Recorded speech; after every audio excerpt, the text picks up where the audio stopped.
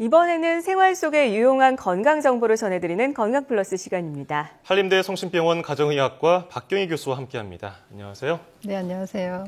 네, 오늘은 어떤 이야기를 해볼까요? 네, 우리가 여름이라 그러면 상당히 뜨거운 열기를 주로 많이 생각을 하게 되죠. 네. 뜨거운 열기라던가 아니면 강한 햇볕 그런 것들로 인해서 생기는 건강상의 문제를 많이 생각을 하시는데요.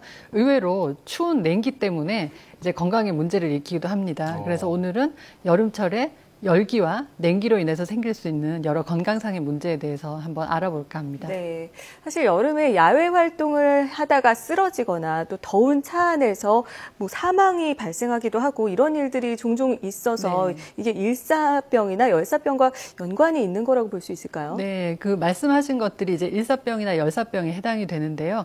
일사병이든 열사병이든 이게 우리가 이제 온열 질환이라고 하는데 더운 환경에 노출이 돼서 열 때문에 생기는 응급 질환으로 분류를 하고 있습니다.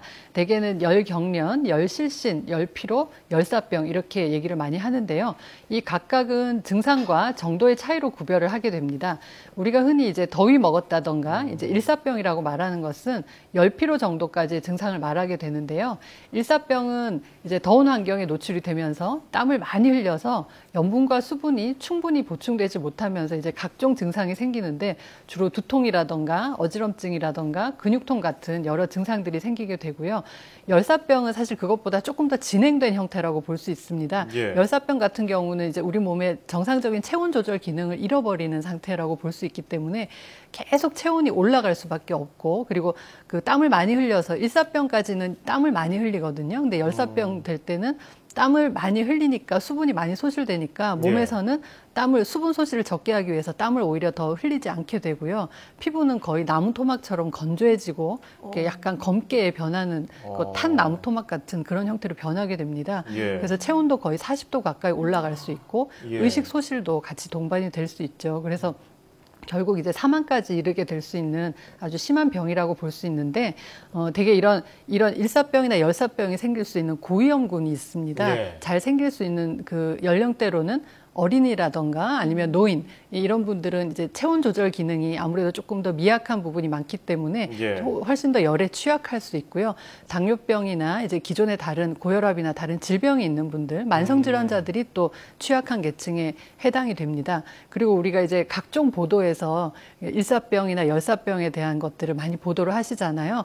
대개는 더운 환경에서 운동을 하거나 많이 활동을 하시는 분들이 이제 이런 일사병이나 열사병에 취약한 그 부류라고 볼 수가 있는데 예. 대개는 우리가 이제 온열 질환으로 인해서 사망하는 사망 사례의 상당수는 비닐하우스라던가 밭이라던가 그리고 장소 같은 경우는 차 안도 많이 있습니다. 예. 차 안에 뭐 애완동물을 뒀다가 애완동물도 이렇게 죽거나 하는 경우가 있기도 하고 아이들을 혼자 뒀다가 사고가 나는 경우도 있기도 하죠. 예. 그래서 이제 이런 환기가 잘 되지 않은 집 같은 경우도 사실은 또 일사병, 열사병이 생길 수 있는 그 아주 중요한 장소인데 특히 혼자 사시는 노인분들이 이제 쪽방이나 이런 데서 많이 기거를 하게 되면 그런 데서 이렇게 그 환기도 잘 되지 않고 온도가 많이 올라가기 때문에 이제 그런 사고들이 많이 날 수밖에 없죠. 예. 일사병하고 열사병이 항상 좀 헷갈렸었는데 열사병은 체온 조절 기능이 떨어져서 오히려 땀이 나지 않고 마르는 경우 중한 상태라고 보시면 됩니다. 그리고 일사병은 그렇게 차에 구분을 하면 되겠는데 그렇다면 일사병이나 열사병 걸린 사람을 봤을 때 우리가 어떻게 대처를 해줘야 될까요? 네, 일단은 이게 상당히 뜨거운 상태잖아요. 그렇기 때문에 이제 체온을 빨리 식혀주는 것이 가장 중요한데 이게 의식이 있는 사람과 없는 사람에 대해서 조금 더 다를 수가 있습니다. 만약에 환자를 봤는데 이제 의식이 있다. 그런 경우에는 사실 뭐 빨리 그늘로 옮겨가서 이렇게 옷을 느슨하게 풀어서 가능하면은 열 발산이 좀 되게끔 해주는 게 좋겠고요. 이렇게 눕혀놓고 다리를 높이 하고 머리를 낮게 해서 이제 혈압을 유지를 해주는 게 가장 좋겠습니다. 그리고 물을 마시게 한다거나 아니면은 그 이온 음료 같은 것들을 마시게 되면 수분 보충이 되기 때문에 이제 훨씬 더 도움이 될 수가 있죠. 그렇지만 이런 경우는 의식이 있는 경우에 이제 그런 도움을 줄 수가 있고 만약에 발견했는데 이미 열사병 없다. 단계로 상당히 의식이 없다. 그런 경우에는 빨리 구급차를 부르는 것이 가장 우선적인 순서가 되겠죠. 그리고 구급차를 부르는 동안 이제 뭔가 응급처치를 해줘야 되는데 그런 경우에는 의식이 없기 때문에 애써 뭐 음료수를 마시게 한다거나 하다 보면 오히려 그걸 토하게 되면서 흡인의 가능성이 있기 때문에 그런 것들은 좀 피해 주셔야 되고요. 그 환자분들이 상당히 몸이 뜨거운 상태입니다. 그렇기 때문에 햇볕이나 이런 데서 빨리 피해서 그늘로 가거나 아니면은 아예 냉방이 잘 돼 있는 에어컨이 있는 곳에 데리고 가서 부채질을 한다거나 하는 식으로 체온을 많이 내려주셔야 되고 예. 그 얼음 주머니나 이런 것들을 수건에 싸서 겨드랑이라던가 사타구니 쪽이라던가 이런 곳에 갖다 두면 아무래도 체온을 낮추는데 훨씬 더 도움이 많이 됩니다. 그래서 병원의 응급실에 이제 이런 분들이 오시는 경우가 있는데 응급실에 오시면은 상당히 찬 그 물에 담근다던가 아니면은 냉수를 이용해서 위나 직장을 이렇게 세척을 해서 이렇게 심부 체온을 낮춰주는 그런 시술을 하기도 하는데요. 네네. 그렇게 해도 잘 돌아오지 않는 경우가 상당히 많습니다. 그래서 우리가 특히 여름에 이제 야외에서도 그런 문제가 생기겠지만 그 사우나 같은데 가셔서 여름이 아니어도 그 음주하시고 난 다음에 밤에 이제 가셔서 사우나에서 주무시는 경우가 있거든요. 네. 그렇게 잠들어 버리면 이제 열사병이 생길 위험성이 높아지죠. 큰일 나겠군요. 네. 조심해야겠네요. 그렇다면 이 여름철 온열 질환을 예방할 수 있는 수칙들 어떤 것들이 좀 있을까요? 네, 일단 뭐 땀을 많이 흘리고 더운 환경에서 수분 소실이 많기 때문에 수분 섭취를 충분히 해주는 것이 가장 중요합니다. 그래서 물을 많이 드셔야 되는데 하지만 이제 수분 섭취를 하는 경우에 카페인이 들어간 음료라던가 주류 같은 것, 술 같은 것들을 이제 마시게 되면 이게 소변을 자주 보게 해서 탈수를 더 심하게 하거든요. 그렇기 때문에 그런 것들은 좀 삼가하시는 게 좋고요. 옷 같은 경우도 우리가 운동을 하거나 활동을 할 때 너무 꽉 끼는 옷을 입으면 체온이 올라가는데 그게 조절이 잘 안 됩니다. 그래서 통풍이 잘 되는 적당한 옷을 입는 게 좋겠습니다.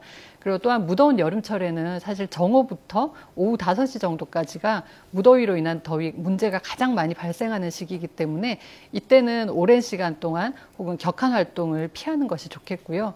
운동을 하시는 경우에는 아침 일찍 아니면 저녁 늦게 해가 떨어지고 난 다음에 하는 게 좋겠습니다. 예. 그리고 우리가 햇볕이나 이런 걸 피하기 위해서 양산이나 모자를 활용하는 것도 가장 좋은 방법이 되는데 모자 같은 경우는 사실은 이게 너무 오래 쓰고 있으면 사실 이 머리에 있는 열기가 잘 빠져나가지 않기 때문에 모자도 좀 자주 벗어주는 것이 도움이 될 수 있을 것 같습니다. 네네. 그리고 가능하면은 이제 더운 환경에 오래 노출이 된 다음에 내가 일사병 증상이나 이런 걸 느낄 수가 있잖아요. 그래서 땀을 많이 흘리고 머리도 아프고 미식거리고 이렇게 온몸이 쑤시고 아프다던가 이런 뭔가 이렇게 좋지 않은 증상이 생길 때는 빨리 하던 활동을 중단을 하고 시원한 그늘로 이동을 해서 수분 보충을 하는 것이 좋겠습니다. 자, 이번은 아이러니하게 또 반대로 냉방병 얻는 경우 있잖아요. 이런 경우는 어떤 게 문제가 되나요? 네, 사실 냉방병은 우리가 추운 환경에 있다가 더운 환경에 있다 왔다 갔다 하면 이게 적응을 해야 되는데 그 몸이 적응을 잘 못하게 되면서 자율신경계에 문제가 생기면서 그 여러 갖가지 증상을 느끼게 되는데요.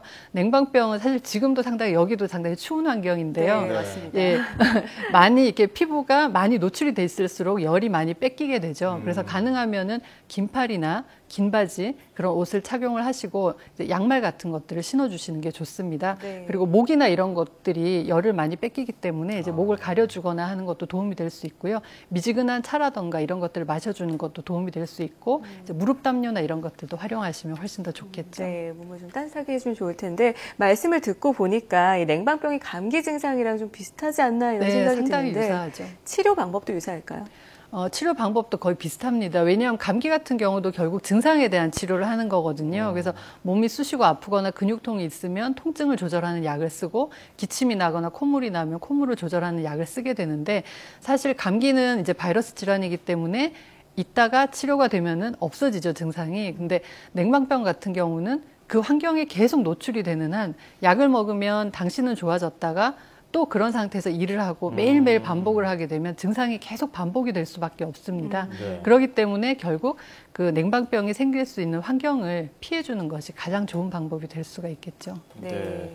그러니까 뭐 에어컨 켜놓고 자면 냉방병 걸릴 수 있으니까 주의해야겠네요. 네. 환기도 그렇죠. 필요할 것 같아요. 환기도 괜찮겠죠? 네, 사실 우리가 이제 냉방병이라고 하는 그 원리 중에 또 한 가지는 우리가 밀폐된 공간에서 계속 먼지라던가 바이러스를 공유하는 것들이 문제가 될 수가 있거든요. 네네. 그래서 가능하면은 냉방을 하더라도 한 2-3시간 간격으로 한번 5분 정도는 환기를 시켜주는 것이 훨씬 더 좋겠습니다. 네. 이처럼 여름철에 열기와 냉기로부터 건강을 지키려면 수분을 충분히 마셔주고요. 또 실내 온도와 외부 온도의 차이가 너무 심하지 않도록 하는 게 좋겠습니다. 지금까지 한림대 성심병원 가정의학과 박경희 교수였습니다. 오늘 고맙습니다.